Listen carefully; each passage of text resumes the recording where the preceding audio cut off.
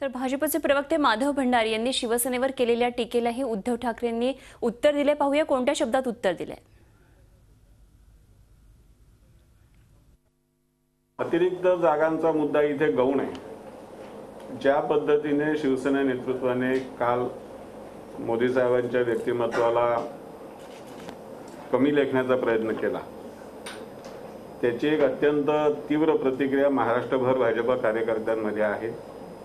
आणि यापुढे याच पद्धतीने जर मोदी साहेबांच्याबद्दल, आमच्या शीर्षस्थ नेतृत्वाबद्दल शिवसेना बोलणार असेल, वागणार असेल, तर शिवसेनेबरोबर बोलणी करू नका असा कार्यकर्त्यांचा सर्व नेत्यांवर दबाव आहे। आणि त्यामुळे सध्या कार्यकर्त्यांच्या सूचना लक्षात घेऊन काय भूमिका ठरवायची याचा विचारविनिमय चालू आहे। वंदनीय परमपूज्य आदरणीय माधवराव भंडारी साहेब जे काय बोलले त्याच्याबद्दल मला काही बोलायचं नाहीये। झी 24 तास रहा एक पाऊल पुढे।